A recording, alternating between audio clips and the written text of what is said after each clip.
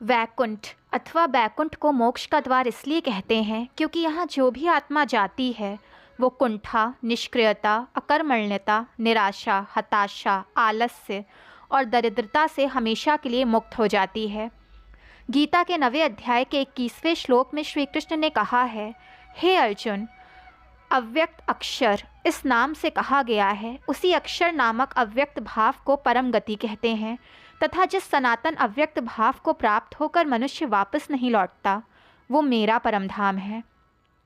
श्री कृष्ण वैकुंठ के बारे में बताते हुए कहते हैं कि जो केवल और केवल मेरा ध्यान करता है वो मोक्ष प्राप्त कर मेरे लोक वैकुंठ लोक जाता है, जहाँ के ऐश्वर्य की देवता भी केवल कल्पना मात्र ही कर सकते हैं।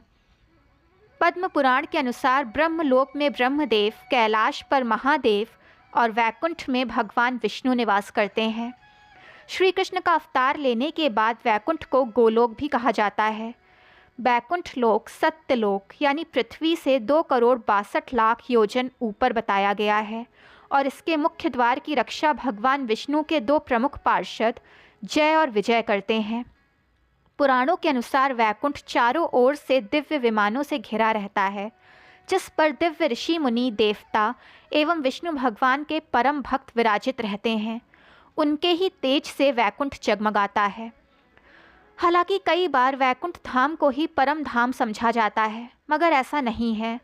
परम धाम सभी लोकों के सबसे ऊपर है, जहाँ जाना भगवान विष्णु, ब्रह्मदेव और महादेव के अतिरिक्त किसी के लिए भी असंभव है। परमात्मा यहीं निवास करते हैं। जानकारों के अनुसार इस धरती पर भी कुछ ऐसी जगहें हैं जिन्हें वैकुंठ धाम का स्थान प्राप्त है। तो आइए जानते हैं। पृथ्वी पर बद्रीनाथ, जगन्नाथ और द्वारकापुरी को भी वैकुंठ धाम माना गया है। चारों धामों में बद्रीनाथ को विशेष रूप से वैकुंठ का स्थान प्राप्त है, क्योंकि इसे भगवान विष्णु का दरबार कहा जाता है। यहाँ नारायण के 5 रूपों की पूजा होती है, जिसे पंच बद्री कहते हैं। पंच बद्री में श्री विशाल बद्री, श्री योग ध्यान बद्री, श्री भविष्य बद्री, श्री वृद्ध बद्री और श्री आदि बद्री की गिनती होती है। बद्रीनाथ के अलावा द्वारका और जगन्नाथपुरी को भी वैकुंठ धाम कहा जाता है। सतयुग में बद्रीनाथ धाम की स्थापना नारायण ने और त्रेता युग में रामेश्वरम की स्थापना श्री राम ने की थी। द्वापर युग में द्वारका धाम की स्थापना योगीश्वर श्री कृष्ण ने की और कलयुग में जगन्नाथ धाम को वैकुंठ धाम माना जाता है। भगवान श्री कृष्ण ने द्वारका के बाद एक और नगर बसाया, जिसे वैकुंठ धाम कहा जाता है।